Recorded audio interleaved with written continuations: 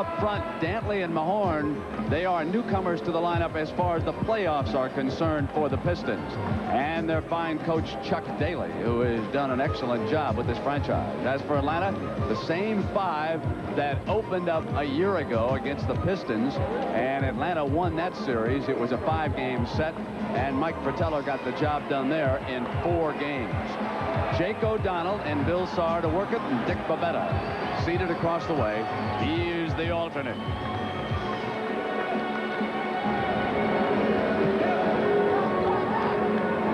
O'Donnell letting Isiah get a little feel on that basketball to see that he approves of it, and then we'll be ready to go. And they're the main man as far as the Hawks are concerned, and someone, Billy, whom Fratello, I guess, wants to get off as quickly as he can on this series. Well, he wants Dominique to get started as quickly as possible because he can create so many opportunities for his teammates, because he'll force Detroit defensively to make a lot of adjustments if he gets off strong. Now, they're going to change basketballs and what the situation is here. Well, you know, the visiting team has the choice of what basketball they'd like to use, and it appears that Isiah had chosen a ball before they got started, and when they got out here for the jump ball, somewhere along the line it was a different basketball. What happened between these two teams a year ago? That was a great final game, wasn't it? Double overtime, Atlanta prevailing 114 to 113.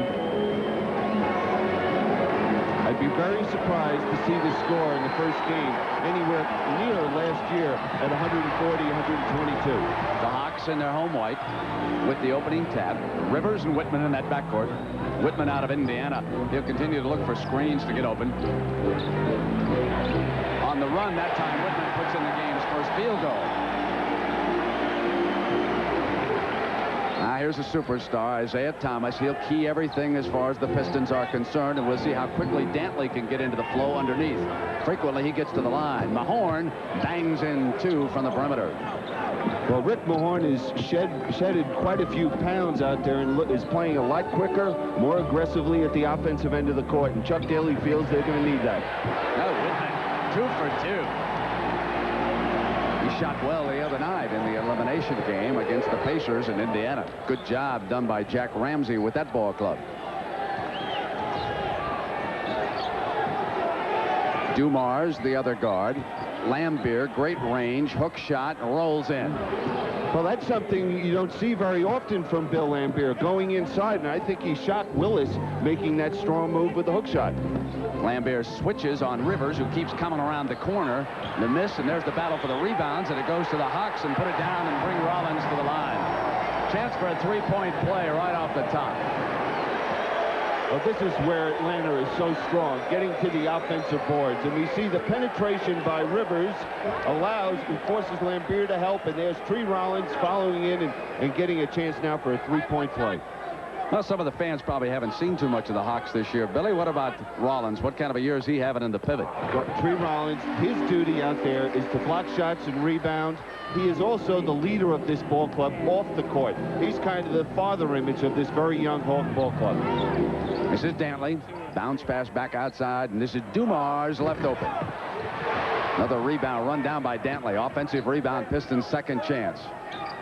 They'll try to prevent that as this series continues. Dantley with that familiar back-end move of his, kept on the outside by Wilkins that time. Laimbeer short, had a hand in his face, and great rebound by Dantley, and Rollins came up over behind him.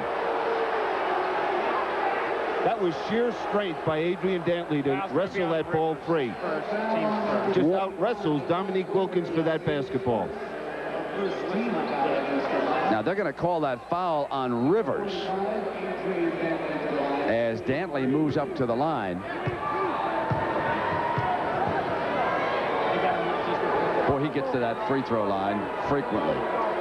At the forward position, he's as good as there is in the NBA, having that ability to get to the line. When he drives to the basket, the first thing he's thinking about is drawing that contact. It's really something, the procedure he goes through with that basketball.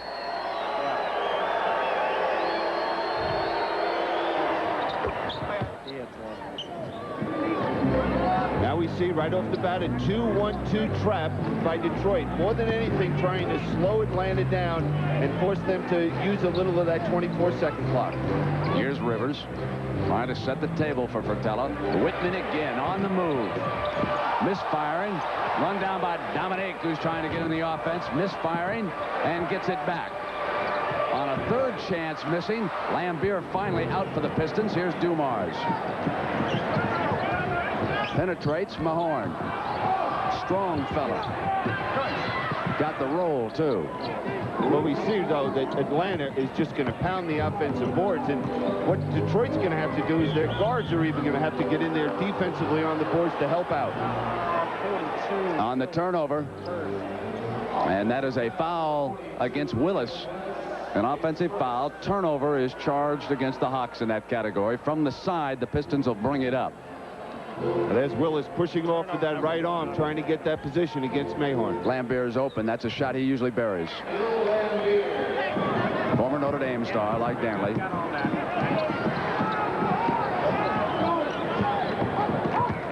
Whitman again, and this time knocked away by Isiah, and a foul called by Jake O'Donnell.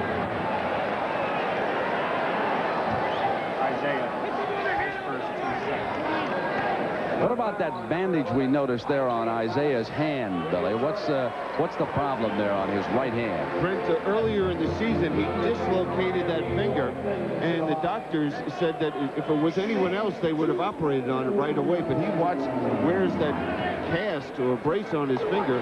Otherwise, he wouldn't be able to play. And it's got to affect his ball handling. Frank Johnson felt that sting the other night in Landover when he and Isiah got into it late in that game. Both were tossed out. I asked Isiah what happened. He said Johnson was pinching him. Sounded like a couple of girls. He pinched me, so I knocked him down, Isiah said. Well, Isiah will not back down from anybody. And as a matter of fact, the man that just made the inbounds pass to him, Rick Mahorn, when Rick Mahorn was in Washington, the two of them went at it. And there goes Isiah through with the left hand. That a pretty move. The beauty of it is he read the defense, he saw the double team coming, and he just split it for the easy basket. Well, Willis hasn't contributed much yet. Rivers trying to get in the flow. That's a big shot for Rivers. He really struggled against Indiana. He only shot 28% in that series from the field. Off Thomas, and right there's Mahorn for a thunder dunk. Now, if Rick Mahorn continues to score in this fashion, he has 6 points so far, this forces Mike Fratello to make adjustments defensively against this Detroit team, because you don't plan on Mahorn scoring a lot of points. We'll check in on that Golden State-Utah game. That's the big one out west, Game 5. Rivers misses it, stays with it offensively, and now Wilkins goes crashing to the floor there at the end line. It's getting awfully physical in there. Early. We knew this series would turn physical. We just didn't know how early. I thought Detroit had a big advantage coming into this game because they finished their series Wednesday and had a lot of time to prepare for this Hawk Ball Club, whereas Atlanta just had yesterday, and they got in, I think, 3 o'clock Saturday morning from Indianapolis, and they didn't have much time to prepare for this Detroit Ball Club. Yeah, you saw Whitman commit that foul. He was trying to hold off Daly all the way on.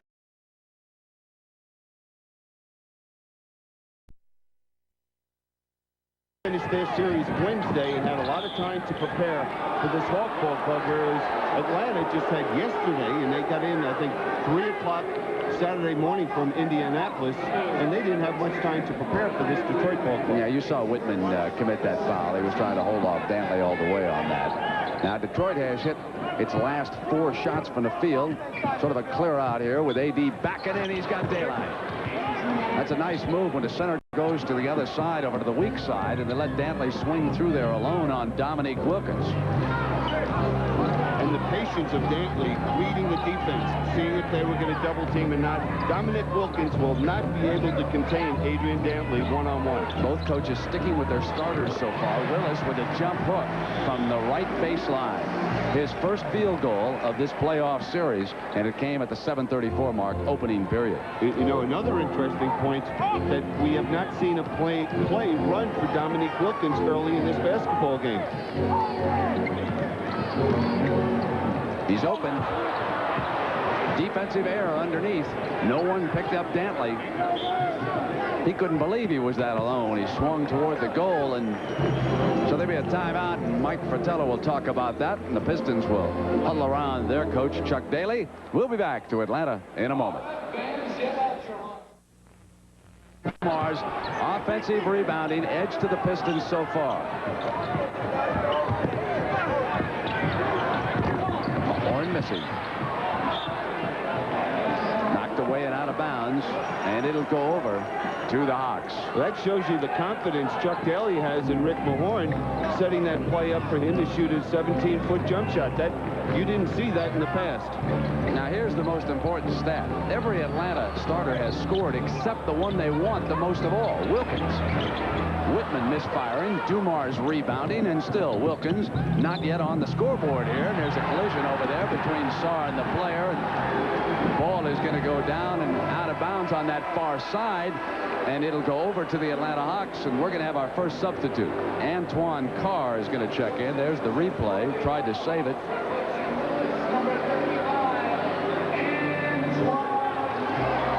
Taking Willis out and bringing Carr in, what does that do for this lineup? Well, Carr was a key factor in that Indiana series. He was the one that held them in the last ball game and allowed them to win that game. And he contributes immediately coming off the bench. Boy, he's a load, isn't he? An excellent post-up player.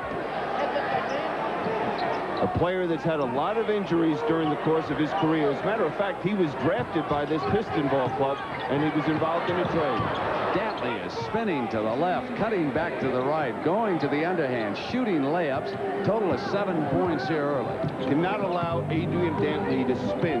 You have to keep him going in one direction and look for that help defensively. Now they cut Carr again. The pass was not easy to handle. Knocked out of bounds, and the foul is going to be called on Thomas, his second here in the early going, so he sits down on that Piston bench. And here, speaking of instant offense, they'll send in some now, and Vinnie Johnson. It won't take Johnson long. He is not bashful. That's how he contributes to this ball club off the bench. One of the best 6 men in the NBA. He's tracking Whitman. Down away from the ball, Daly was pressing Wilkins, and he's assessed with his first personal. 14 on the Pistons. Now they've got to get Dominique a good shot. They're trying. Mahorn to double, misfired, and up over the top was Carr, committing the foul. When you play against the Atlanta Hawks, you cannot, when the shot goes up, turn and go to the basket. You must turn and make sure you put a body on the man you're playing. Otherwise, they'll come right over your back for the tips, as we saw in that last play. Daly hit 6 in a row. There's a chance to make it 8. Great defense by the tree underneath. Wilkins giving it up, though, and it was right to Laimbeer, and now Daly will go to work on Rollins. Drew the foul. Now the defense that last time down, you saw when Dominique got to the open court, they attacked him, because once he gets to the foul line and in, there's nothing you can do, because he's going to dunk that basketball. He'll just jump over everybody, and he had a problem, Brent, in that last series against Indiana, committing turnovers like that.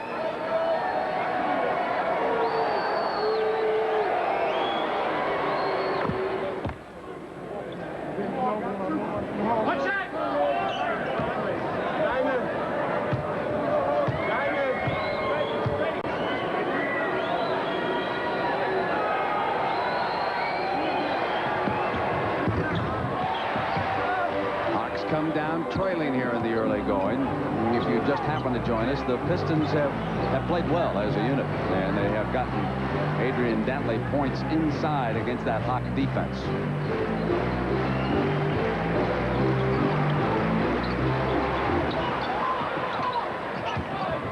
Johnson gets to the side, and Whitman misfired anyway, and now great effort by Dominique. His first field goal, and it came at the 4:20 mark, opening period here of game 1, the Pistons and the Hawks. Well, you see how effective he is. And Daly is giving up a few inches, plus that great jumping ability that Dominique has. He's got to do a job on checking him off the boards. Another great move by Daly. Couldn't get it to fall. Rollins fouls it. Well, Dominique has just got to do a better job defensively. Adrian, if they don't do, well, watch how he just goes by Dominique Wilkins, and Tree Rollins comes over to give some help, and there's Wilkins. He doesn't even get back in and look to give some help on the defensive boards. He's got to do that. Billy, what do you think? Is he playing him too tightly? What do you observe here? Well, it appears that what Mike Fratello is going to have to do, well, you have to give up the jump shot, if anything, to Adrian Dantley. He is so good going to the basket. And if you're going to give up anything, you give up the jump shot. You force him a little further out in the court, make him shoot a jump shot. John Koncak, Hawk center, checking in. Another of their 7-footers. Rollins sits down. Willis Reed walks down to the end of the bench and discusses a few things with him. And I think that's a big key, that center position for Atlanta during the course of this playoff series. And if they go further than this, because they do not get offensive productivity out of their center position, I think at some point that could haunt them. Now, Daly got that one to fall, but he is not happy with the rotation he's getting on his free throws right now. Now, he's missed 3 free throws so far in this game. Wilkins outside, Dantley off of him there. Here's Whitman. Whitman is taking more shots than anybody and scoring more as far as the Hawks are concerned. 8 of their 19 points. Dantley is taking more shots than anybody for the Pistons. Billy? I was going to say, the Whitman is the one fellow on this ball club, Atlanta, you cannot allow to shoot that jump shot. I just saw another one, a fellow by the name of Johnson. Well, Vinnie Johnson, once he gets in that zone, it doesn't matter if you double team him, triple team him. That's that O zone. Oh, I know. It's just phenomenal when he gets it rolling. Look at Dantley pressuring Wilkins. Dominique cuts through him that time. Laimbeer out with the rebound. Dominique a bit frustrated here in the early going. Johnson with the pull-up. Koncak with a rebound, and Mahorn had a hand in the small of his back. Now we'll take a break here in Atlanta. When you come back, we'll be inside of 3 minutes. Opening period, the Pistons with the lead. We understand that he was arrested. Now, when Pat O'Brien comes along at the half, he'll have all the details on that story. He'll get us up to date on what happened to Ellis down there. As far as his performance on the court is concerned so far, you could hardly ask for anything more than the job he's done for Bickerstaff. John Koncak at the free throw line for the Atlanta Hawks. Koncak played his college basketball down in Texas, SMU in Dallas.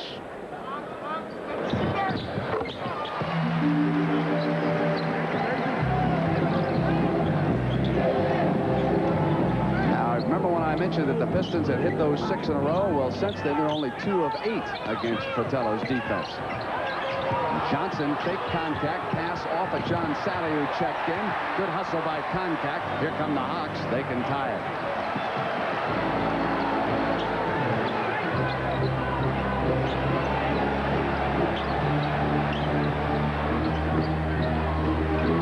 Carr, short, and Laimbeer yanks another rebound away. Isiah still sitting for the Pistons. Johnson and Dumars in the backcourt. Wilkins gets a hand on it, right back to Johnson.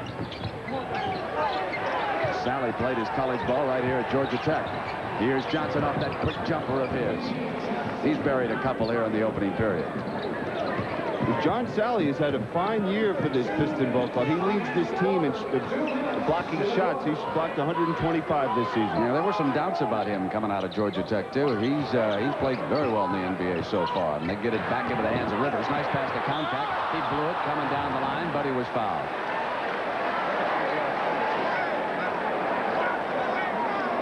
And we saw John Sally blocking that shot. Blocked it a little too well and was assessed as first person. Let's take a look. There's Koncak going to the hoop. Got him right across the wrist.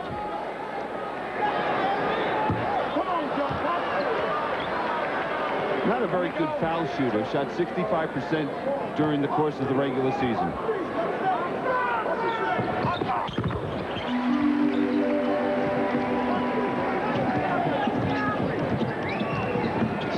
3 inside of 2 minutes here in the opening period in Atlanta.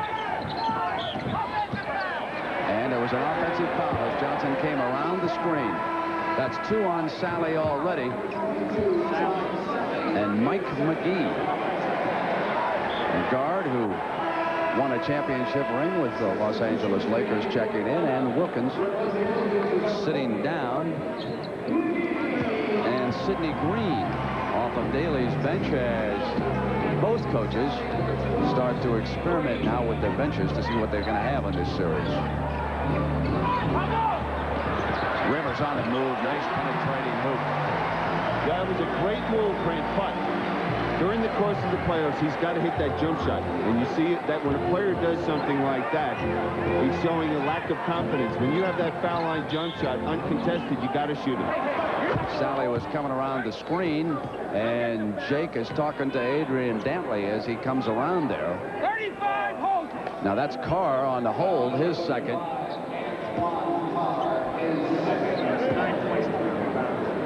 So Dantley comes back to that free throw line again.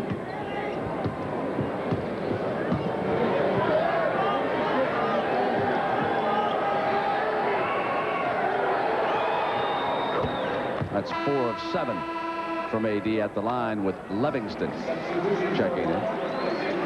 He replaces a former Wichita State teammate as Carr sits down. So Cliff Livingston in there along with McGee, Rivers, Koncak, and Willis back against Dumars, Laimbeer, Dantley, Johnson. Diamond.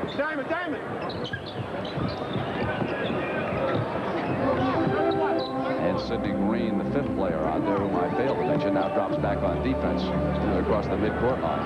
We're going to see the pick and roll involving Willis and Rivers.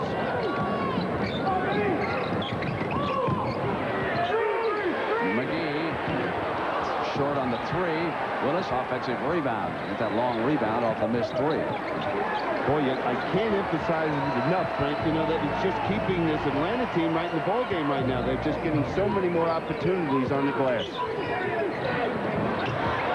Willis's jump hook is short, and that time Green rebounding, and into the hands of Dumars, who checks the clock and sees that it's come down to last shot time here in the opening period, or at least close to it. But you notice the tempo that this Detroit Piston team plays at. They don't look to force the ball running up and down the court. Good defense that time.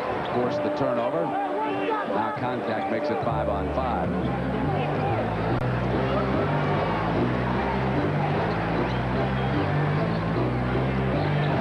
Livingston shot with time running out here in the opening period. So the Atlanta Hawks regrouped after that sluggish start. Came on with a good burst.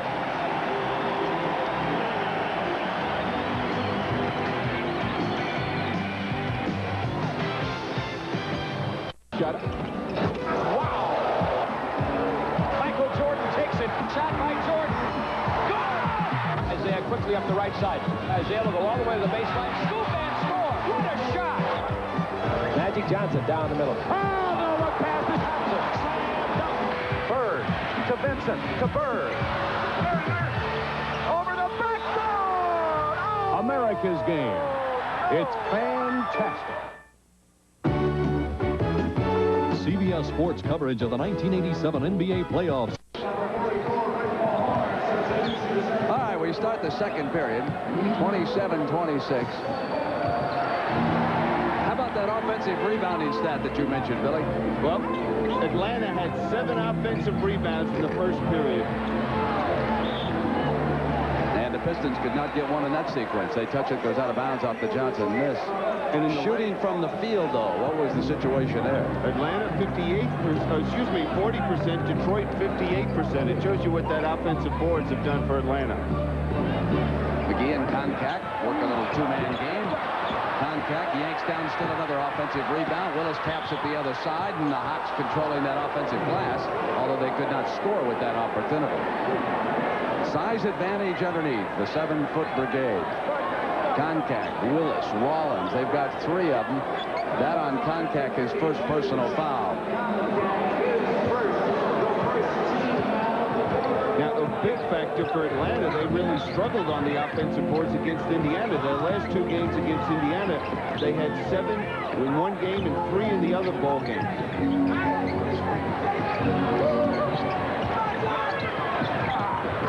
And Johnson. Just beautiful ball movement that time. Well, they should get more of that now that Isiah Thomas has come back off the bench and is running Daly's attack here for Detroit. And Spudwebb, probably. Well, we'll top see the 5 in popularity, isn't he? Well, we'll see the tempo go up besides his popularity. Contact with a little short shot there from the right baseline. 5 points for John. There's only one starter in the ball game right now for Atlanta, and that's Kevin Willis. Yeah, it's McGee and Webb in that backcourt.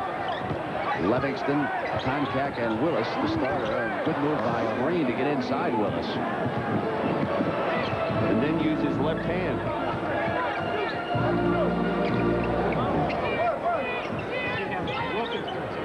McGee. He has really made himself into an offensive player. I know he was the leading scorer in the Big Ten when he played at Michigan, but when he was with L.A., he was always thought of as a defensive player, but by good hard work, he's made himself a real force with that 3-point shot or a long perimeter shot. Dantley with a spinner, has to give it up. Mahorn. Koncak rebounds Hawks. Here's Spud. Turning it out. Livingston didn't have an open path, loses it inside. Johnson comes out for the Pistons. Green travel. Now, that last play down the court when Livingston turned it over, that was Spudwebb's fault because he gave the ball up too early. Now we see another turnover coming back. Green just out of control right there. He should have, if anything, just catch it and go up and shoot the short jump shot. Now we're close to the 10-minute mark, so we'll take a television break here. Be right back.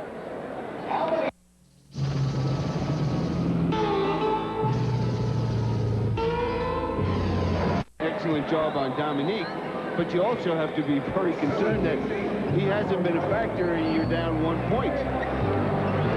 Dennis Rodman on the floor out of Southeast Oklahoma State for Detroit. He's number 10. Wilkins only 1 of 6, gets it back into the hands of Webb. Thomas tracking him, and here's Willis. Gets free of Green. Uses that leverage. Get a little daylight and pull the trigger. He's a hard-working power forward, one of the better ones in the NBA. Came out of Michigan State, didn't play much as a senior because of injuries. Thomas on the pass, and McGee jumping out on him, committed the foul, his first. I wonder what Mike McGee was thinking about. He just came running out there and jumping at Isiah. Now what's happening is they're rotating defensively, and he's coming out on Isiah. Now leaving your feet defensively, all Isiah could have done everything. Nice play on the follow. He went for Rodman. But if you leave your feet defensively, you can't do. Isiah is going to either penetrate or make the good pass to the open man. All right, Koncak on the turnaround, gets the bounce. Boy, is he aggressive today offensively, and they're looking for him.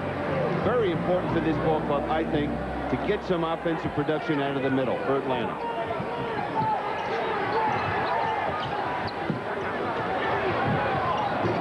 Short, and Rodman had it wind up in his hands. Well, that's where the big people are supposed to be, on the boards, and no one was in any or even close to checking out Rodman, and he had the easy 2. Koncak going for it again. That's 9 points for Koncak. I haven't seen him this aggressive offensively. He's almost demanding that basketball when he gets down there low. Webb got a hand on the ball and knocked it past Dennis Rodman out of bounds, with Laimbeer returning for Detroit. Green will sit down. Now early on in a 7-game series, when the coaches use the bench, usually in that second period, they're experimenting a lot, seeing if they can gain any kind of advantage, but as much as anything, they're sort of looking down the road to see what kind of matchups they're going to get. Great steal by Dominique. I wonder what he's going to do.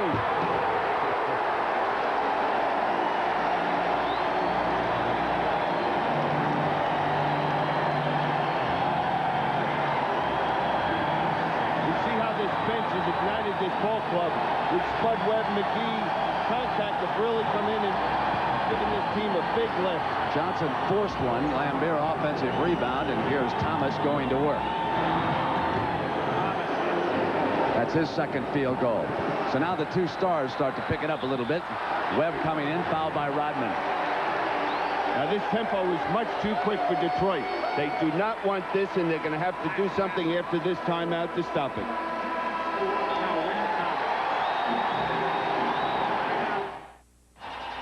Game Breakers, brought to you by Seagram's Coolers. Greatness must withstand the test of time, and Randy Smith did it on a nightly basis. Saying he came to play every night was no cliche. Smith was on the court for a record 906 straight games. A lightning-quick guard who could make opponents wither, Randy Smith went from being a 7th-round draft choice to becoming an all-time NBA game breaker.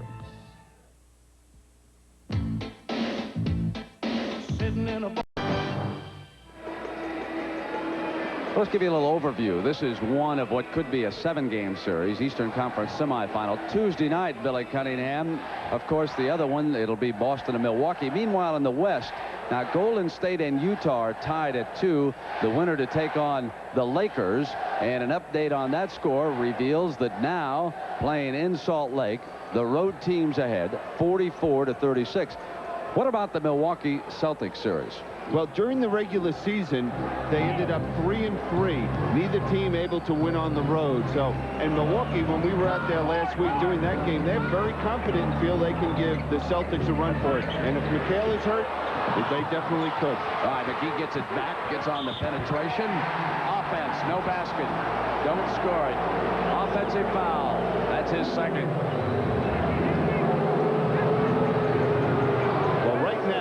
Detroit has got to turn it up a notch because that's what the Atlanta Hawks have done. Their intensity has increased drastically with this bench in the ball game. Time remaining first half. Isiah hits the home run. That's such a luxury that Chuck Daly has over there because they ran their play. Atlanta did a great job defensively, but he still has the basketball and he can fire that free.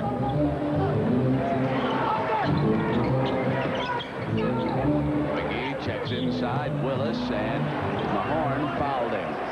That's his second.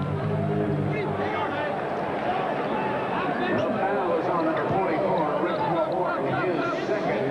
The second team foul. Sally returns for Detroit. Substitution for Detroit. Mahorn sits down. Replacing Mahorn is number 22. Sally will take on Willis. Sally could be a big factor in this series. He matches up a little bit better as far as height is concerned against Willis. Willis wants it inside. He wants to go to work on a rookie. Gets help from Thomas. Get it back to Wilkins on the move. Good tip in by Willis. He's strong, isn't he? You see him pressure his way between two coming out of there. Offensive boards, and we have not seen Dominique Wilkins get a shot where he looked comfortable. He was off balance again trying to shoot that shot.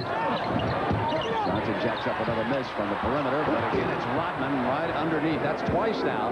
He's been the right man in the right spot for Daly.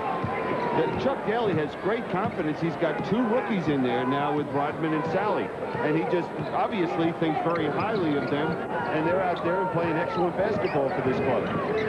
Red gets it back on the pick and roll. Wilkins, and he coming inside on Sally, and he'll come up to try and complete the three-point play.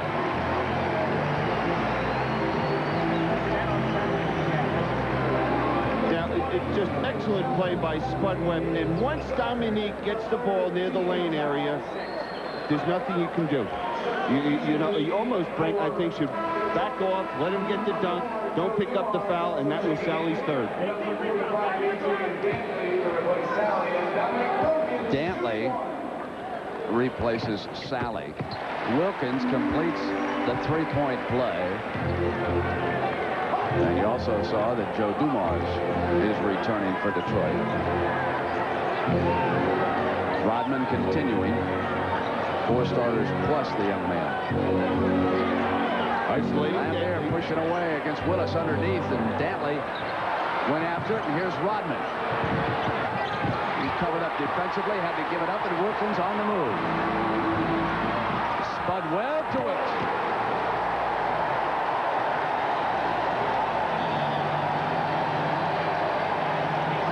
This is going to be a 20. Well, we see defense creating offense, and that's where Atlanta is at their best, when they have 2 great athletes. Now watch out to Spud. And there's Willis finishing it off. Yeah, if we were to put our finger on one thing that has triggered this comeback by Fratello and the Hawks, it is his bench. Absolutely, and Spud Webb has been the one that has ignited this team. He has got them aggressive defensively. They're looking to push the ball up the court and create some opportunities for themselves with the up-tempo. And let's not forget that Koncak has contributed 9 points. He was aggressive immediately when he came in the game. Yeah, and we did not see that in the Indiana series. He was not the aggressive player, and you would have thought, you know, coming into this series playing against Laimbeer, who's 6'11", that he might not be aggressive, but he sure is, and he's making things happen. There's the trap.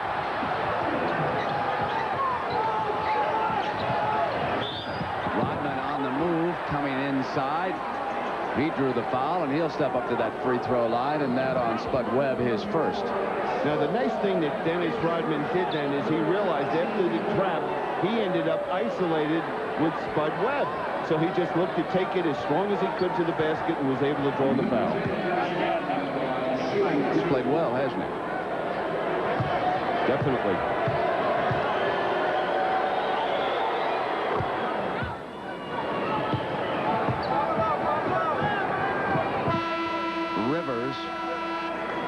Coming in. A young man, Rodman, who is not... you wouldn't call him that everyone had him on their list going into the draft last year as someone they wanted to pick in the 2nd round, but it was an excellent draft choice by the Detroit Pistons.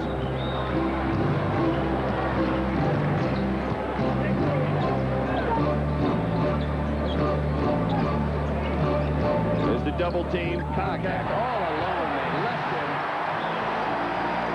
Now, yesterday at practice, that was one thing that Mike Fratello went over and over with his players.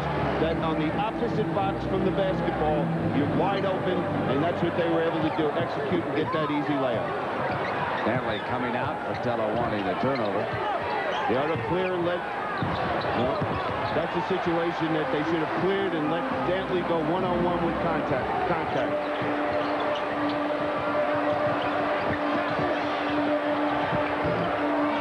Hook rolls in for Willis. 10 points for Willis.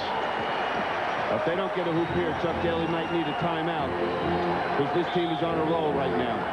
And Thomas and Koncak square off in the paint.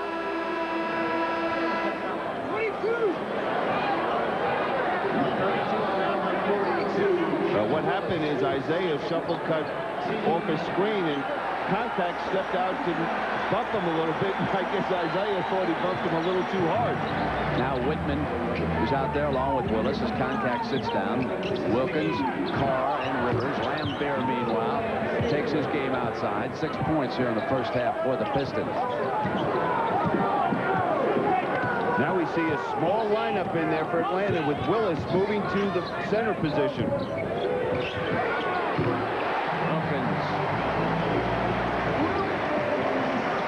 He catches it and shoots it so quickly. It's so that he can jump right over you, Brent.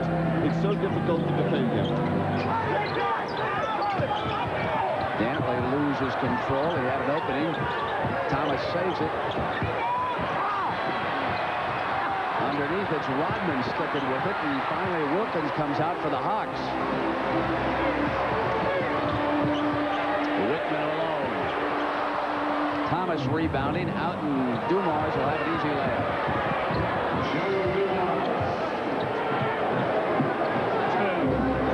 Dumars contributes his first field goal here. And Golden State continues to lead Utah.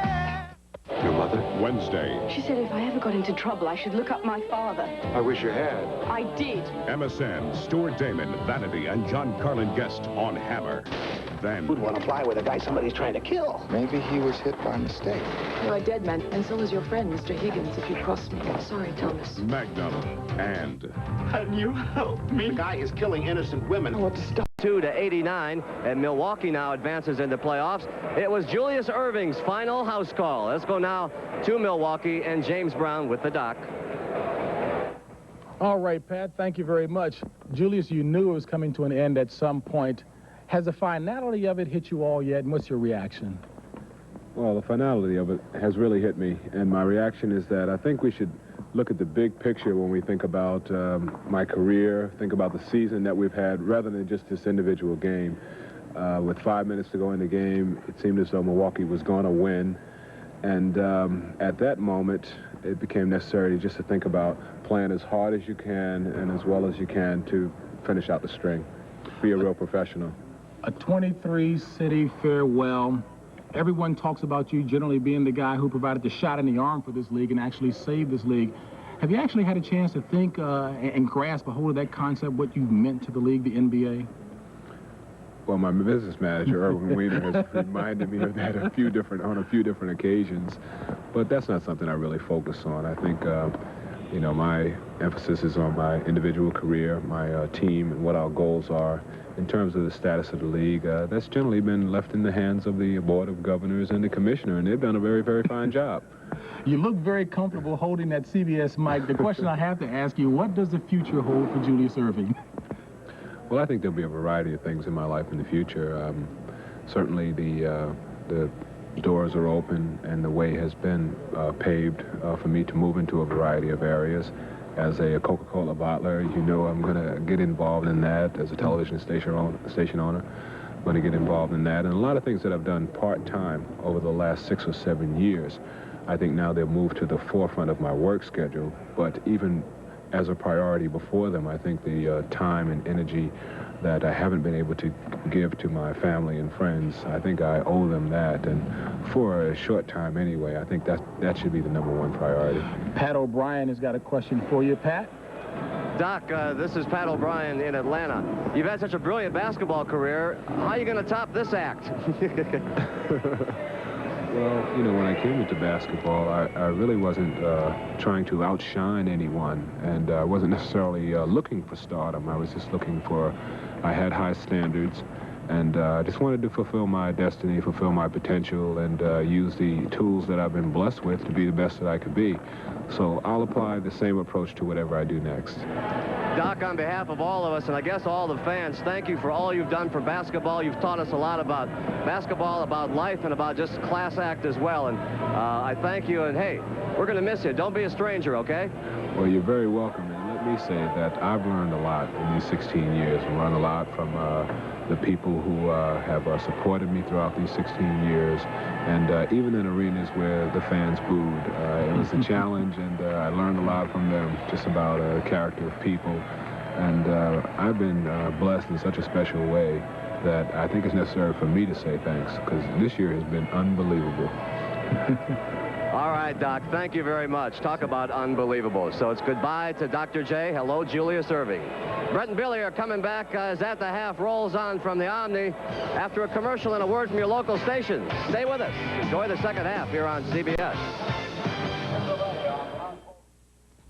It's a jungle. That period was scoreless in the second. And I'll tell you another interesting thing is the centers for Atlanta. Nice move by Isiah. Have scored 14 points. That's Rollins in contact to Laimbeer's 6. Good production out of Rollins and especially contact off the bench. So Fratello has to be pleased with the way his bench picked up the tempo, and now we'll see how the Pistons respond. Immediately they come out and regain the lead here. It's open for Rivers coming inside, and he was fouled.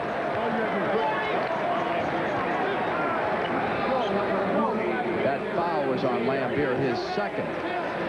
And the action continuing east and west as far as the NBA playoffs are concerned. CBS will take you out west next Saturday, 3:30 Eastern Time. And then on Sunday, we will have NBA coverage at 1 p.m. Eastern Time. And again, it'll be Milwaukee-Boston, one Eastern Conference semifinal. This is the other one, and then the two winners will meet for the Eastern Conference Championship. One of the changes I'd like to see the NBA make, I'd like to see them go the way of the National Hockey League and first determine a division champion and start 4 out of 7 right away. If you're curious about some of the matchups that would have had this year, well, it would have been Washington against Philadelphia, Moses Malone against Julius. One of the New York teams would have been in the playoffs, and Chicago would have had to struggle the last week. They would have been eliminated by a game, traveling on the turnover. Love those rivalries within the division, and then you cannot have anybody accusing another team of tanking to get position in an 8-team conference matchup, which is what we had, because one plays 4 and 2 plays 3. Something for the Board of Governors to think about next year. They might want to make a suggestion and have you on that board. No thanks. Switch over here to Rivers, coming down the baseline. That's 3. Well, we see that penetration. Either you're going to get, if there's a missed shot, you're going to be on the offensive boards, or Rivers penetrating and finding Trey for that easy layup. It's Isiah. Rivers out on his one-time buddy, and Thomas gets on the penetration into the hands of Mahorn. Great block by Rollins. Here comes Willis, out to Rivers, pass to Whitman.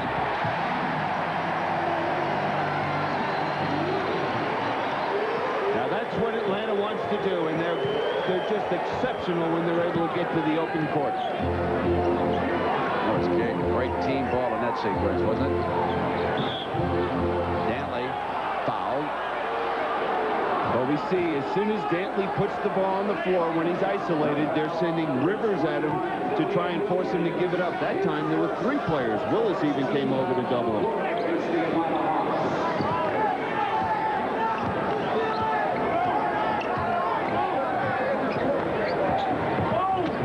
Laimbeer moving out to the top of the circle. Gets Thomas. Improved shooting position. 17 points for Isiah, and he had only 2 in the first period. Dominique on the spin, but he traveled. Dominique can't believe it. That's the 7th Hawk turnover. We've got a 2-point game, and we've got a commercial timeout. Now, Rollins will come up. He is the first Hawk with the block shot. Now, Willis realizes he wants to get it in the hands of his point man. Here comes Rivers. There's 3. The pass to Whitman, 4. The 5th man, Wilkins. He puts a screen down inside and gives Whitman the lane. The beauty is how they react. As soon as that ball was blocked by Trey, there was a 4-on-1 fast break opportunity, and Willis getting the ball into the middle to really create the type of fast break any coach would like to see.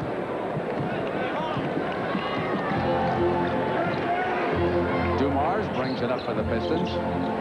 Here's Thomas shipping to Mahorn, who's open. He's got to hit that shot. He missed it. Laimbeer with an offensive rebound. Yeah, Mahorn did not even look at the basket. There was no one within 7 feet of him. You know, the thing is about this game, you get the feeling that Atlanta is playing their kind of game, and you look up the scoreboard, and it's an even basketball game.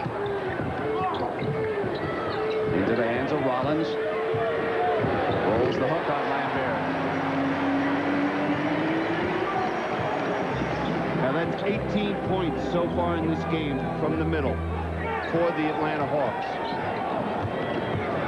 Thomas inside, went to the left hand, not there. Good defense, and here's Whitman. Lost control momentarily. Looking for the break, but because it was slowed down, they'll go to the half-court setup. It'll be Rollins again. Laimbeer tried to draw the offensive foul and could not. I cannot remember seeing both centers for the Hawks this aggressive offensively. They're looking for the ball. They're demanding it from their teammates, and when they're getting it, they're making very confident, strong moves to the basket.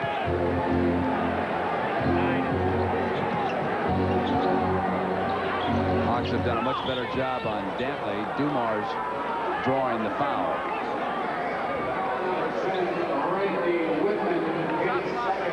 Whitman's second personal, and 2 on the team here. Now, if they come down again as they have the last 2 times and go inside to Tree Rollins, the next question is Chuck Daly going to have to make an adjustment and go double-team Tree Rollins? Because obviously this Hawk team feels that a weakness of Detroit is their inside defensive center play, and they're trying to attack it every time they have an opportunity.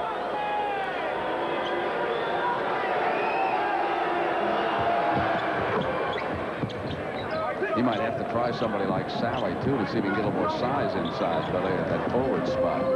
Yeah, I don't know if Sally is physical enough to go in there and play against Trey, though. Now they're doing the same thing again. They're going to look Whitman to go inside to Trey. Now they're doubling this time. Thomas runs it down. Dumars is open ahead of him. Rivers back defensively. 3-on-1, and they get Dantley. Looked like Dantley walked on that play. But, you know, when Isiah has that basketball, it looks like it's just an extension of his hand. You know, he has a string on the basketball. Rollins inside. Elbowed Laimbeer. That's the 3rd personal on Rollins. There's the elbow. Laimbeer making sure that on the middle side. Absolutely.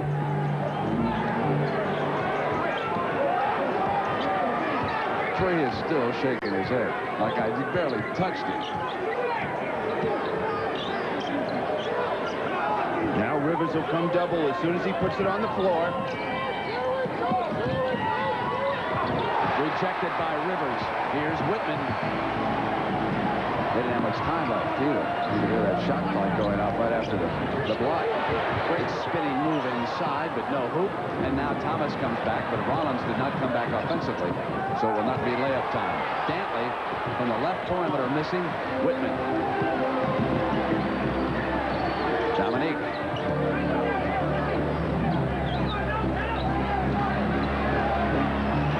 Dominique has not been involved so far in this half. Going to have to find some way to get him started.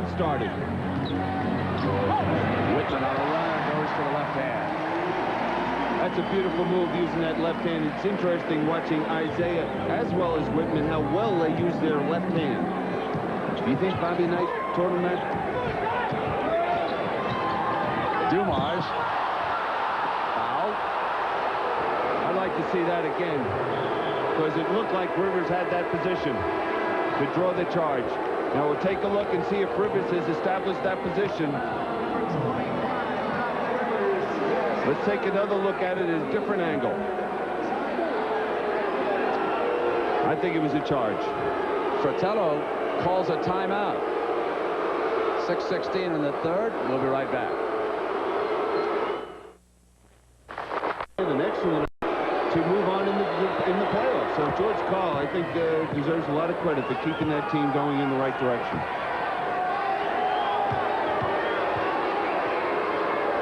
Keep it up, and he'll be mentioned as a possible candidate to coach the Knicks. Everyone else has. I see you turned down $1 million. That was the bonus. Tell me the truth. Did you walk away from $1 million to coach a team? I think you know me well enough. You would have said, where do I sign? Oh, gosh. All right, the Atlanta Hawks on the attack here. This is Whitman. That's a play picked up from Knight. You were talking about the left hand. Come around those screens and squeeze the trigger. But in those days, Isiah was passing the basketball to him. Well, Pistons will try to tie it up here again. No, make that take the lead. Take it outside and bang a 3. Boy, he's playing a flawless game. And now if he can, I'm sure he's thinking, now I got to get my defense going. This guy Whitman, I just can't do anything with him. Here's Whitman. He still can't do anything with him. Trying to make Isiah work at that defensive end. One way to slow him up.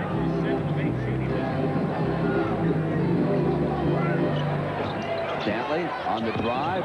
Gets it into the hands of Mahorn. Hook misses. Willis rebounding.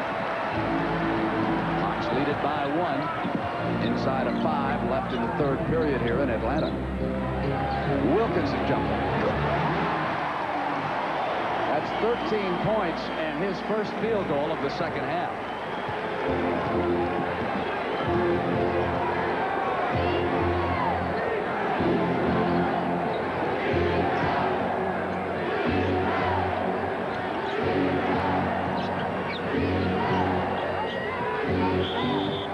Away from the ball.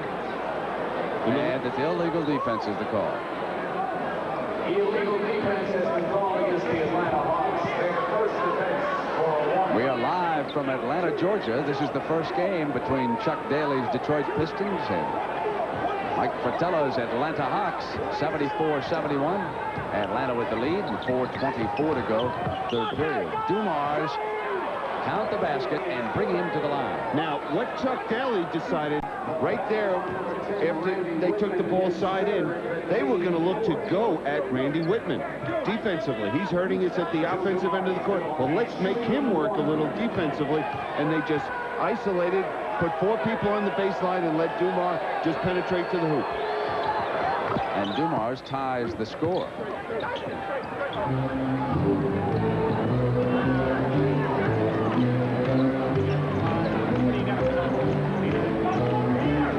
Coaches sticking with their starting 5s here in the second half. An offensive foul is the call against Whitman as Thomas crashes to the floor. That is 4 personals on Whitman. And now Fratello will go to the bench and bring in McGee.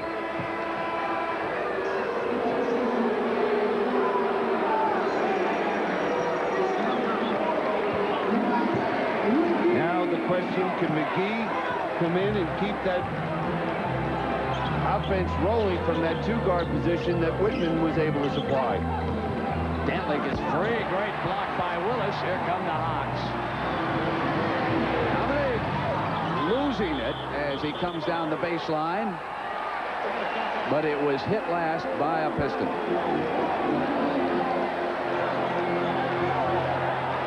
Now here's another dimension of Kevin Willis.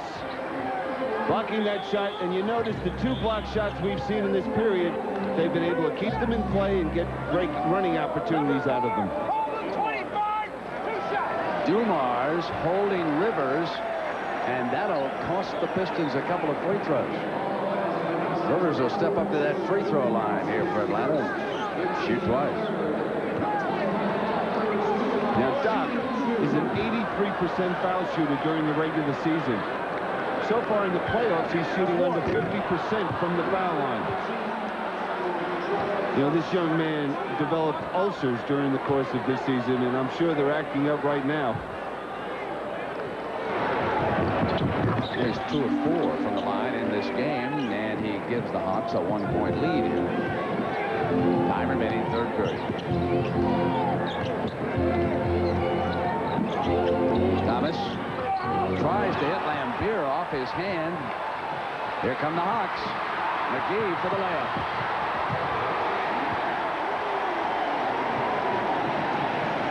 Well, we see how this Atlanta team can create offense.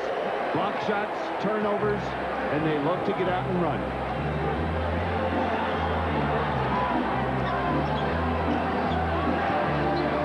Laimbeer. Boy, that was a tough shot. Willis was all over Laimbeer.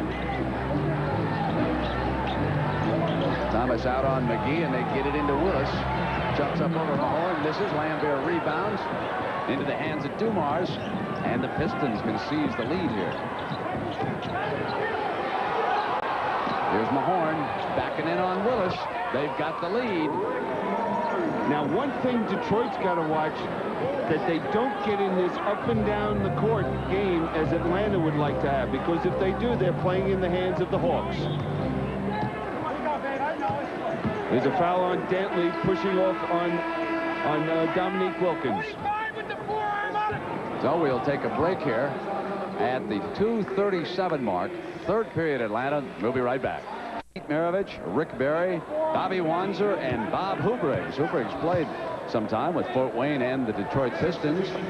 Wanzer played with the Rochester Royals. Now plays golf at a great course up there, Oak Hill. Meanwhile, Golden State continues to lead Utah 81-62. They were in the third period of that game. Here, Dominique Wilkins coming in on Daly. Drew the foul from Daly. He'll shoot a pair, and that's 3 on AD.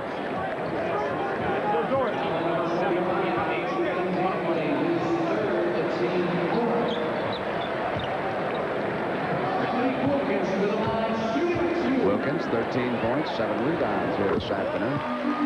I think one person, the family of Gus Johnson, I like to, I'm sure you do too, send our prayers and condolences out to. Just a great player, a great guy, a true competitor, and every night he stepped on the court, you knew you had a battle, and I had the highest regard for that man. Dumars gets it to roll. Yeah, Gus was a great player.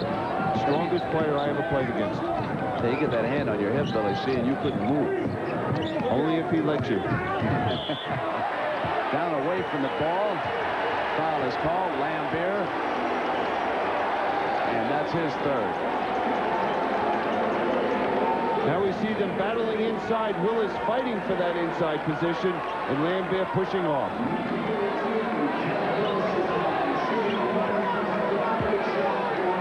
Spud Webb on the floor for the Hawks. John Sally will check in soon for the Pistons. That's 13 points for Willis to go with his 8 rebounds. And here is Sally. Mahorn sits down.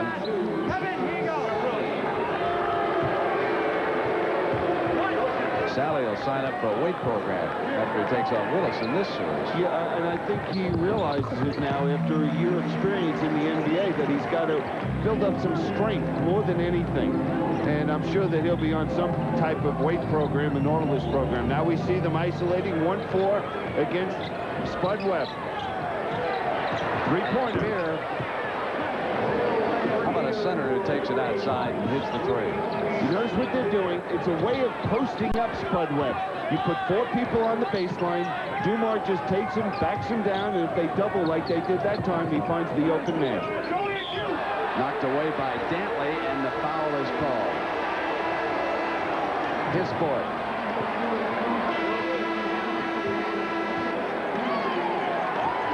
And so they will try Rodman.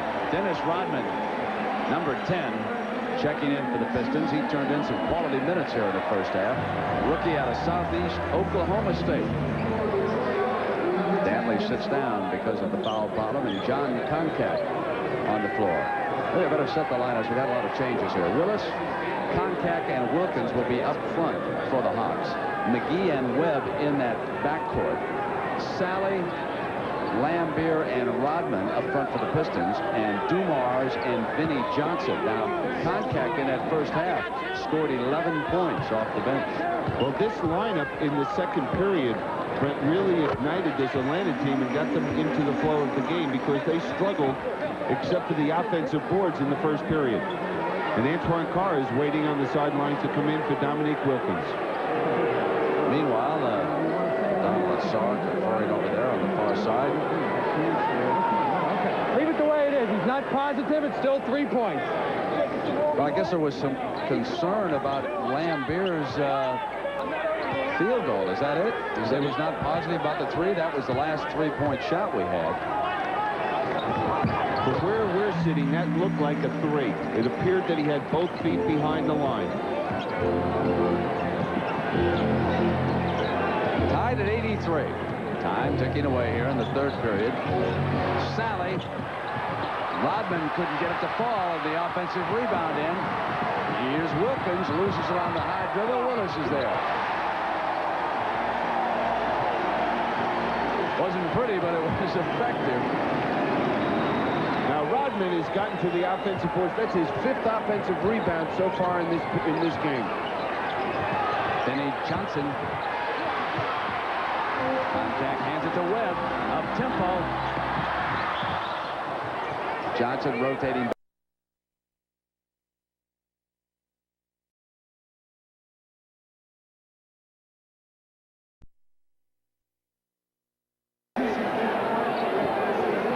And Carr returns for the Hawks.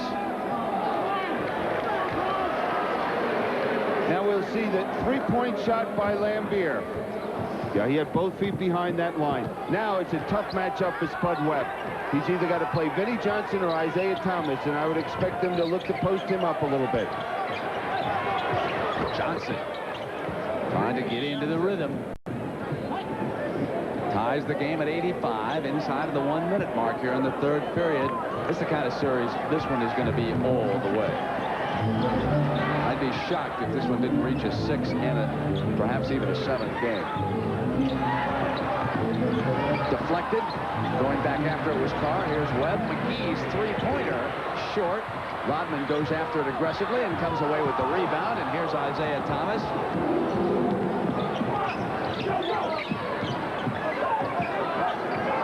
Now there's a mismatch. Vinny has got Willis playing him, and we got Sally with McGee down low. They should get the ball inside, but they're running the clock down because we have 15 seconds left in the period. Off the fake, Johnson couldn't get it to fall. Boy, you can't say enough about this kid Rodman. We've emphasized the fact that Detroit had to do the job on the defensive boards against this Atlanta team, but Rodman is on the boards every time, getting a hand on those offensive rebounds. And a jump ball call when it went out of bounds. Now, right now, Willis is trying to tap back between Koncak and McGee. Gets it to McGee on the run. They've got just those seconds to work with here. Spud Webb tries to get inside. Isiah Thomas sticks right with him. End of the third period. We are tied at 85, Atlanta and Detroit. We're going to return to Atlanta, Georgia, right after these messages from your local station. This is CBS Sports coverage of the 1987 NBA playoffs. 122. So you see how defense has truly become a priority with both of these ball clubs this year. And I think more than anything, that's maturity. No, McGee and Webb in the backcourt. Koncak shipping to Carr. Carr has it blocked by John Sally. Scoring. Goaltending is the call. Now we see Carr going. Oh, that was awfully close. It really was. Almost at the very, very top of that arc. Might have been a rotation down, though. Rodman short. Koncak aggressively comes out. Here's McGee. Willis wanted it inside. McGee didn't see him in time, and now Sally gets to him defensively. Boy, this group is moving the ball very well for Atlanta. Koncak made an excellent pass that last time, finding Carr. They're sloughing off on Webb a little bit outside, though. Billy Thomas trying to help out if he can. And that time, Vinnie Johnson does an excellent job defensively on McGee. And the Pistons will come down, trailing it by 2. Well, Spud likes to take the ball on the dribble. So if you back off him, you have to respect that great quickness of his. You cannot allow him to penetrate. If he hits that shot, you have to say, hey, nothing we can do about it. That was Koncak and Mahorn muscling inside, and Koncak has assessed his second personal as Wilkins returns here for the Hawks. Rodman, Thomas, Mahorn, Sally, and Johnson on the floor for the Pistons. Isiah faking on Webb, gets it to fall. Score it and bring him to the line. If Detroit's going to win this ball game, I think their guards out there right now are the ones that have to carry them offensively. Especially with Spud Webb in the game, Isiah's going to look to take him as deep as he can, making sure he doesn't get too deep, though, for him. Because if he gets too deep, then the big guys on this Atlanta team can come over and block some shots and shoot over Spud. Detroit leads it. This is going to be some series. You bet. This is going to be some game. The scary thing is they're just feeling each other out in this first game. What's the sixth or seventh game going to be like? Wilkins on the move inside. And coming out with that rebound. The Pistons, Mahorn gets it into Thomas's hands, and here's Sally, and Sally had it knocked away. No foul into Rodman's hands, and here's Vinnie Johnson. Johnson from the perimeter hits that jump shot. Now the Pistons build a three-point lead. Rodman had 7 offensive rebounds.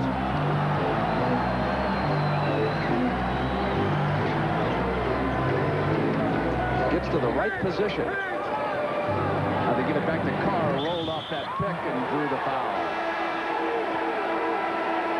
Now Atlanta is claiming that it was goaltending, that the ball was pinned to the basket, to the backboard, excuse me, and they want a chance for a three-point play, but they're not going to get it. Now let's see if they pin it to the board. Now that came off the board and back. Good call by the official. Billy, we got a commercial break, and we'll be right back to Atlanta. The All You Can Be, sponsored by the U.S. Army. In the NBA's great pool of talent, no trait is more respected than hustle. It's a burning desire to be first at everything and exceed one's own limitations. Hustle can even compensate for a height disadvantage or a lack of quickness. By giving 110% on every play, hustle has made Bill Henslick the best he can be. Hey, could I tap quickly around the NBA, folks?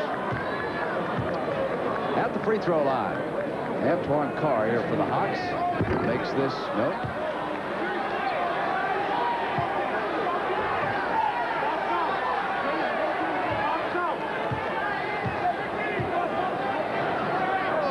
Sotelo always looks like somebody who is in search of a good night's sleep. There is the correct score on that game out in Salt Lake. See what I mean? I've seen leads disappear faster than you can blink. Chase down and missed by Thomas. It's going to go over to the Hawks. Foul on Sally. Laimbeer replaces Sally.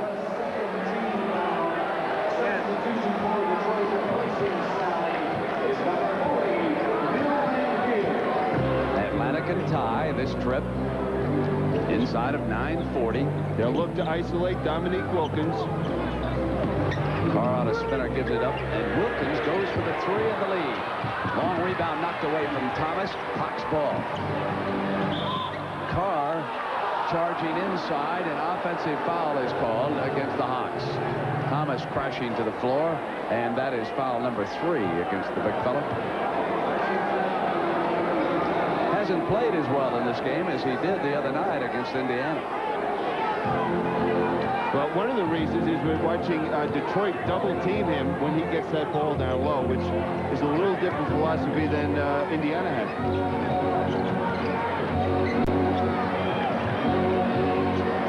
Gets it into the hands of Laimbeer. Koncak came out to double up on Thomas, and Laimbeer got open at the baseline.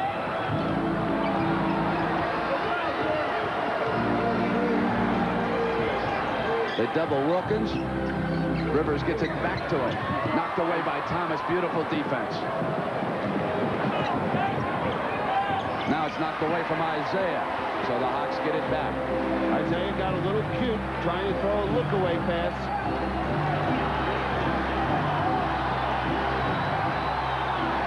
Pick and roll. Rivers keeps it, and he's hammered by Laimbeer. That on Laimbeer is his 4th.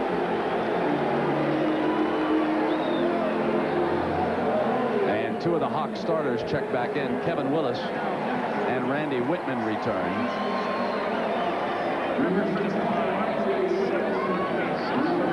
Koncak stays in the game as the Atlanta center.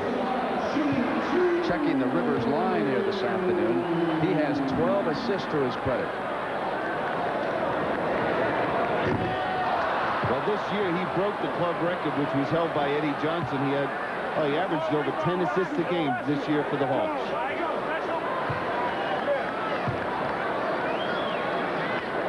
Well, there's nothing worse when you're fighting yourself out there in the court, and I think that's what he's doing right now. Laimbeer and Koncak hook up underneath, going for that rebound, and it goes against Koncak, his 3rd person. There you can see 32 trying to get inside. Laimbeer keeping him out. Boy, Laimbeer is a master of drawing. You also see how hard the Hawks go to the basket on foul shots. They work on that daily. Laimbeer hits Rodman.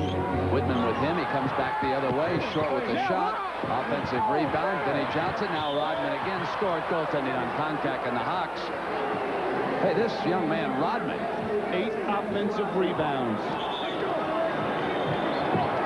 think he's been the difference so far in this game, and Mike Fratello will use a timeout. It's 94-88, a 6-point Piston lead, and a rookie leading the way. Not on the court right now, and I think for more than any reason is because the offensive rebounds Rodman has been able to get, and the man playing him has been Dominique, and I'm sure that Mike Fratello was upset, so I would expect them to look to go to either Willis or Whitman. Cliff Livingston is the player who has replaced him, number 53. This is Whitman missing, and Livingston pulls down a rebound and gets it back into Whitman's hands.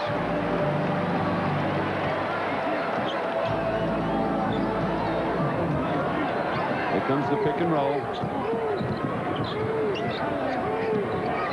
Into Willis. Got him behind Mahorn. Laimbeer moves over. Willis misses the layup. Willis underneath. And it is getting real physical under there. The bodies are banging. And I'm sure Detroit realizes what an edge this would give them to get this win here today. Detroit possibly down 2. Atlanta 1 of 6 from the field in this period. That foul on Mahorn was his 4th. Look at that. They had Laimbeer switching out on Whitman. They're so concerned with him coming off those screens. They have the big guy stepping out. Rivers gets free on the drive. You know, he's such a phenomenal athlete. You know what he's going to do. He's going to drive to his right to the basket. And every one of these players on Detroit knows it, and they're still not able to stop it. Golden State still ahead. Now 10 minutes left in that game. Here Rivers gets it to Willis.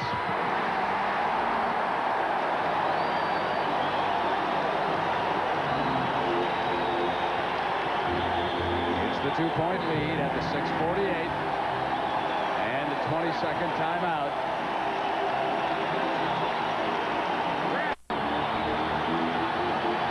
Now with this lineup in there that they have, their offense for Detroit is at the guard position. And that's Isiah Thomas or Vinnie Johnson, and they're going to have to do the job until Daly gets in there. Johnson came around trying to use a screen. Whitman stayed with him inside. Here it is into Rodman. Now along with rebounding, the young man felt it offensively, and he misses the shot. Hawks can tie it or take the lead with a 3. As Whitman came out, Vinnie Johnson fouled him. That's his first.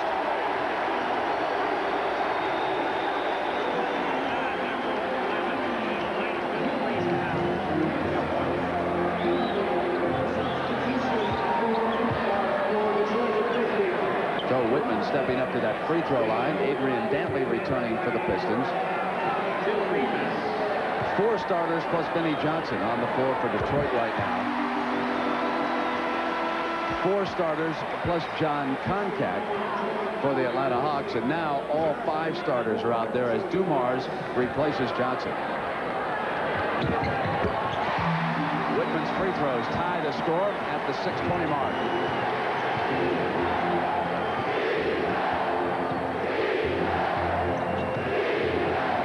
Thomas coming through the maze underneath. Gets inside on Rivers, draws the foul, and he'll come up to the free throw line. You know, you watch him playing, you forget he has that problem with that finger.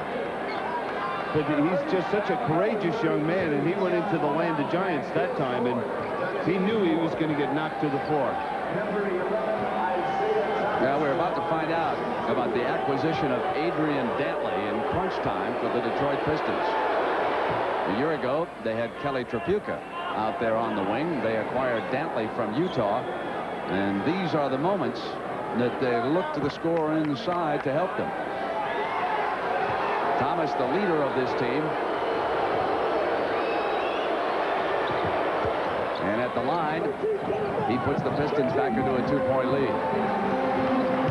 Fratello elected to close with Koncak at center, at least for the time being, leaving Rollins on the bench. Whitman maneuvering, looking for the screen. Thomas with him, dives back in on Willis. Open man Rivers, and back to Whitman. Not there, but the Hawks almost had a Thomas out quickly to Dumars. Whitman back defensively, and he fouls Dumars. Dumars has come up to that free throw line. That is 5 fouls on Randy Whitman. That was still a good foul by Whitman in that open court, and because otherwise it would have been an easy 2. Whitman sits down, or he will be. McGee will replace him. Detroit has run off 13 straight free throws, make it 14, with McGee replacing Whitman.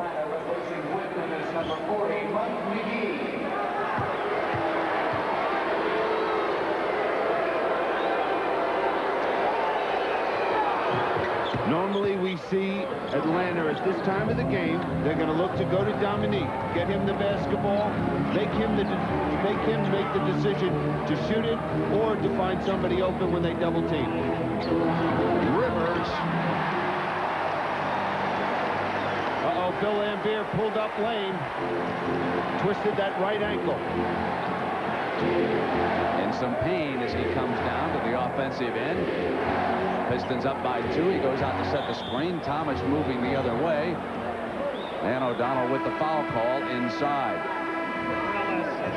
That's Willis's 3rd personal, with Rollins replacing contact for the final 5:16. Well, Kevin Willis was upset with Dominique Wilkins because on that play, Dominique switched out on Laimbeer and left Willis with Adrian Dantley, and he was not supposed to do that. And he was letting Dominique know that he's got to stay home defensively.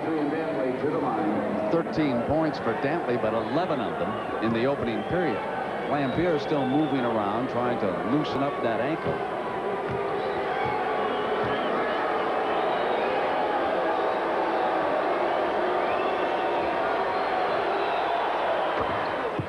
Staying in the groove at that free throw line.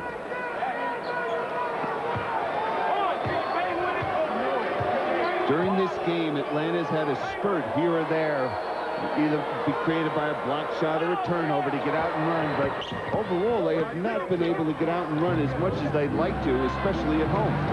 Now that's 17 straight free throws and a 4-point lead for Detroit, approaching the 5-minute mark here in Atlanta. Dominique has it knocked away by Dantley. Willis picks it up, and Laimbeer fouls him, and he's unhappy with the call. That's his 5th, and he thought he had all ball.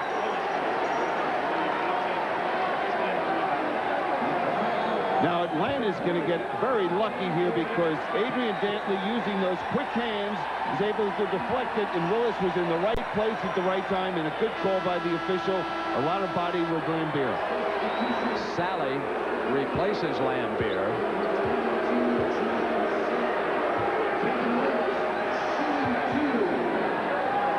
Willis having a big afternoon. 10 rebounds and 19 points. Well, during the regular season, the 6 games they played, he averaged nearly 16 rebounds against these Detroit Pistons.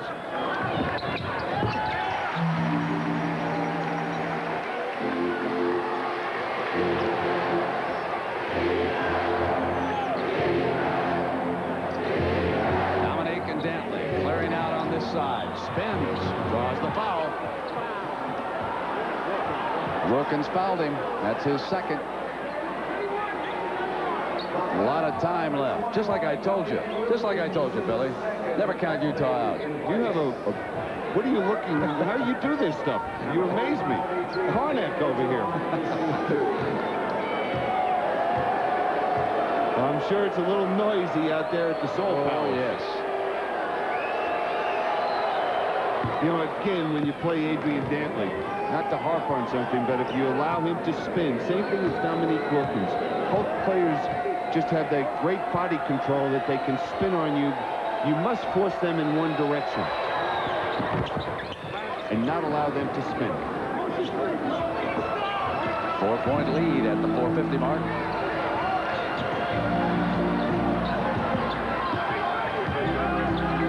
Now Sally has a big job defensively. Big back with a block. Pistons come down.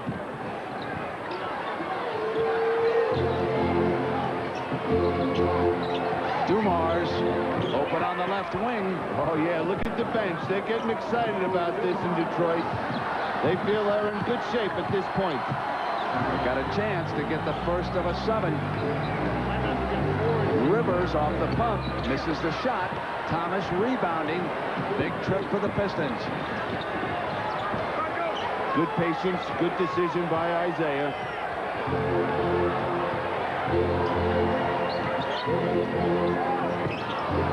Dumars hit the big shot.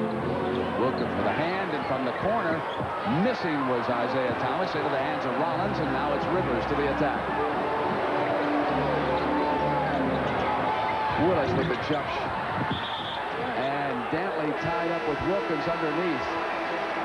And that's 5 fouls on Daly.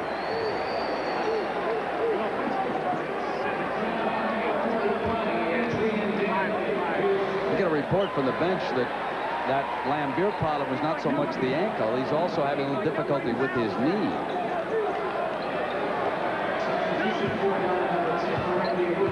Randy Whitman returning. Wilkins has scored 18 points, and he's 5 of 5. It's a right knee, a little contusion, according to the trainer over there on the Detroit side. And you have to wonder if he has to sit over there very long, Prince, and have to come back in. Will it really stiffen up on him? Now we see that they're going to the pick and roll, Detroit. Now here's a mismatch, Isiah and Dominique. He'd like to penetrate because he can beat Dominique. Pulls up on the shot. Foul was called, and it's on Dominique, and Wilkins very unhappy. Technical foul. That's how unhappy he was.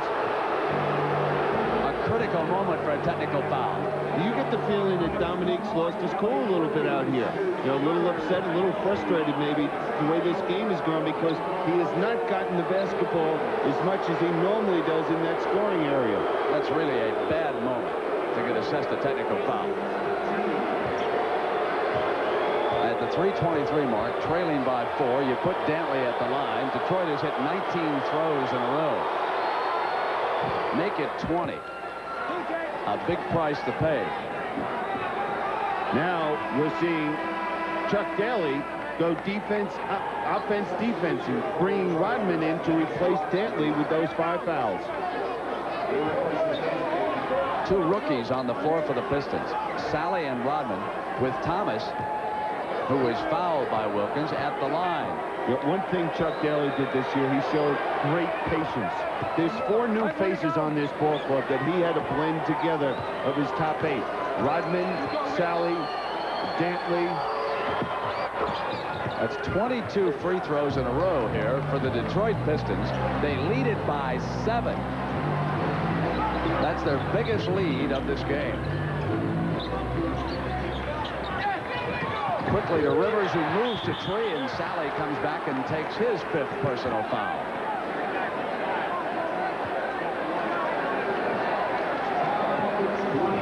Timeout situation.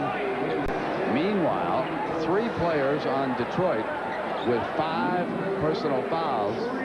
Daly, Laimbeer, and Sally. Daly and Laimbeer watching for the bench, and Sally playing. 5 for the Hawks, 1 Whitman. And Whitman on the floor. Now, one thing Detroit has to do is be very conscious of a possible trap coming up right here. Either full court or half court. And that's what we have. Atlanta's in their 2-2-1 set trapping. And Isiah calls a timeout to make sure that they're set and know what to do. Returns, Golden State clinging to that lead, 105-99. Adrian Dantley's back as well, so they have their starting team in there right now.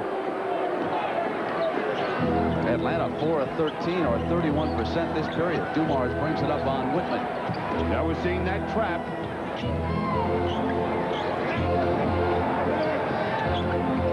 Isiah breaks to the right, now comes back, and Willis reaching in to yank the ball away. Tied him up underneath. You'd have to say that's a break for Detroit, because Kevin Willis, who's off and running, and the only person that could catch him is Bill Laimbeer, and I'm sure he can outrun him. Matter of fact, I think you can outrun Bill Laimbeer. Don't bet on it. I'll tell you one thing. He's got a better 3-wood for the fairway. He can really thump a golf ball. All right, Rivers to the attack now after the jump. Mismatch there. Isiah had no chance. They get it inside to Willis. The jumper, not there. And Laimbeer muscles his way and fouls out of the game. And he is really ticked.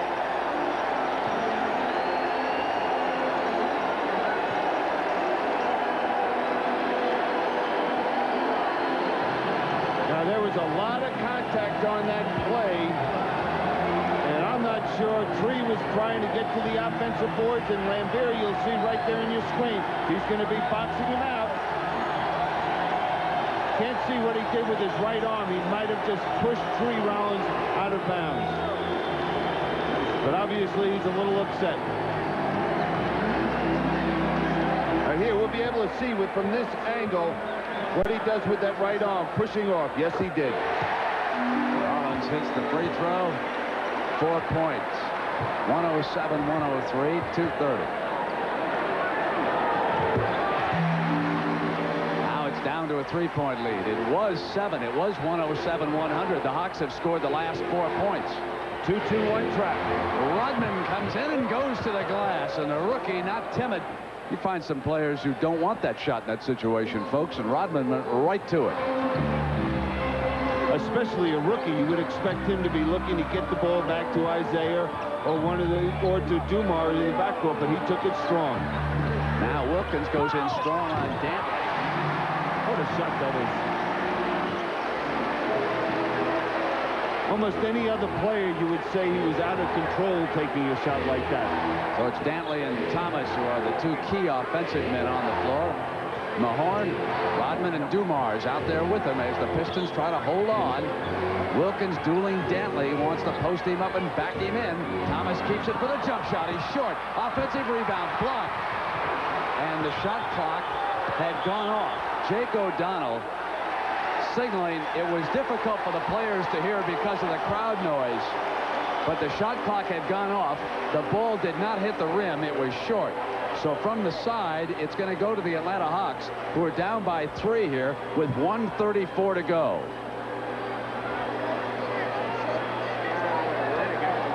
Dick Versace, the former head coach at Bradley, sitting there alongside Daly, saying, yeah, we can get this one. Well, one of the two options that they have right now, Atlanta at this point, is they're going to look to go, you would expect it, Dominique or Whitman coming off a screen.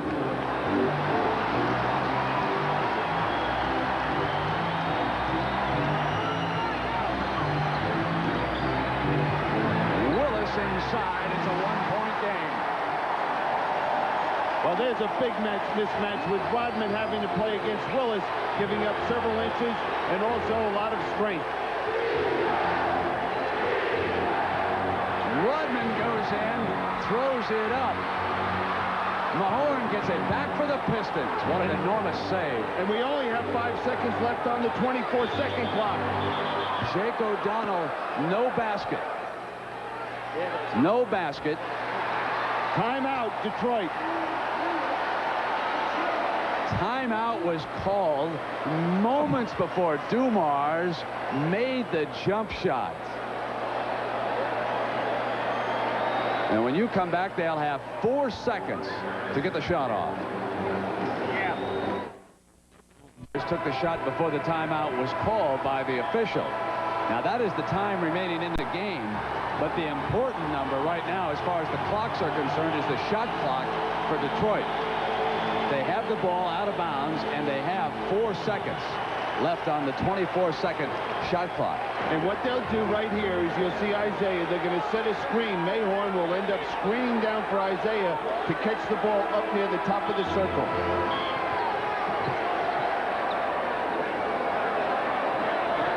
Dantley will throw it inbound.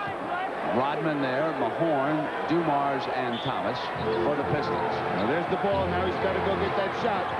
He gets it and makes it. Isiah Thomas, with time running out on the shot clock, hits an enormous hoop here for the Pistons. Now Fratello will design a play. It's 111-108. Thomas. Nice to have a superstar when all else fails. We'll take a break, and we'll come back for the conclusion. It's been a dandy. loses his balance a little bit, goes up. As you said, it's great to have a star. It sure is. And we've got some more stars coming your way tonight. 60 minutes, Murder 3, 102. I'm sure many of you noticed that game out west had the same score a moment ago, 111, 108. Now they'll look to get Dominique the ball, possibly, and look to go one-on-one. Using a lot of clock. Rodman sticking with him. Now to Carr.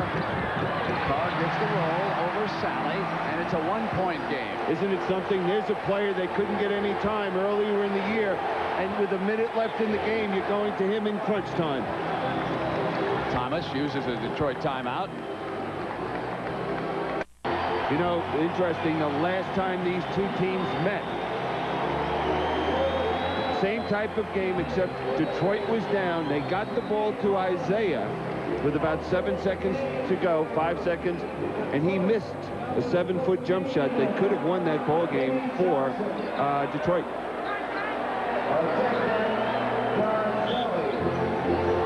Daly gets it into Isiah Thomas's hands. Pick and roll. Ball is loose. Atlanta's ball, and Thomas reaching back in on Doc Rivers. And just like that, it turns the other way.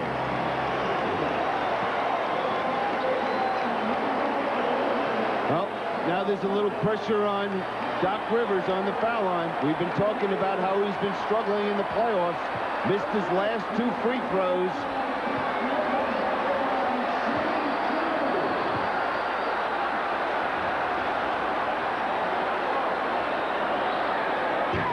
And he misses the one that would have tied it.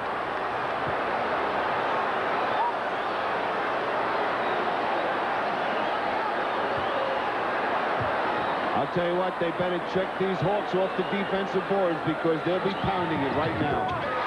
We're tied with 33 seconds to go. Atlanta knows that they will get the ball back. Even if the Pistons score, they cannot run the clock out. Can't ask for better drama than this. We'll be right back. 5 and 17 seconds to go. Now, this is a tough position to get that ball in. Well, they had no problem. I thought taking that ball at half court can sometimes be a real adventure trying to get it in. Now they're looking to go to Daly. Wilkins stays with it. Shot clock down to 10. Isiah on the drive, drew the foul. Isiah Thomas will come up to the free throw line against Fratello's Atlanta Hawks. On that play, Isiah showed the basketball, made sure he drew the contact, then threw it up. The Detroit Pistons are working on a string of 22 straight successful free throws. And it ends.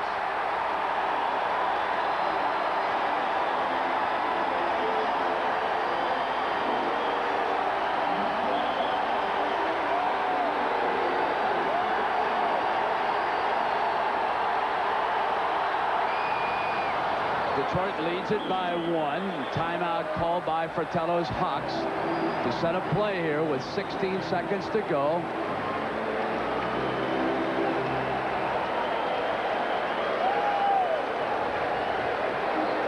So the Hawks with a chance to win it here at the American Heart Association. We're fighting for your life. Yeah. Some way in this play. You know, one interesting thing is an assistant coach for Detroit is Ronnie Rothstein. Last year, Ronnie Rothstein was sitting at the other end of this building with Mike Fratello in a huddle like this situation. And it'll be interesting if what type of input he would have for Chuck Daly in this type of situation.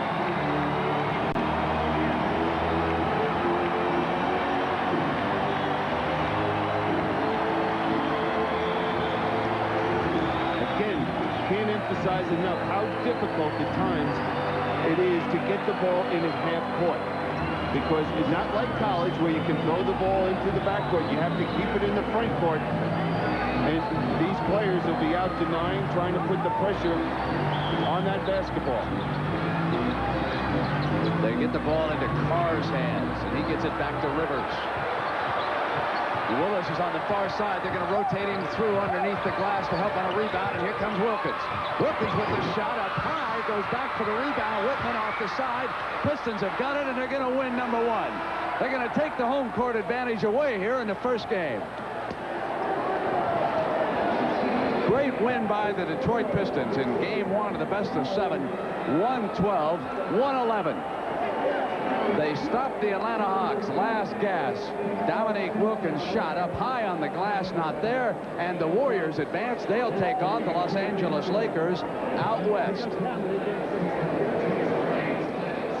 There was a pensive look at first until the ball went high. Meanwhile, on the Hawks bench, Mike Fratello thinking he was going to get a roll on the shot, and then the tap back in, but it was not to be in Atlanta here this afternoon. Fratello claiming there was a foul underneath, but none called in that situation. So we have wound up game one. Our Miller Lite player of the game, young Rodman for the Detroit Pistons, Dennis Rodman, and Miller is proud to present a check for $1,000 to the Multiple Sclerosis Society on behalf of Rodman. So for Billy Cunningham and Pat O'Brien, I'm Brent Musburger. We're going to say so long from the Omni here in Atlanta, Georgia.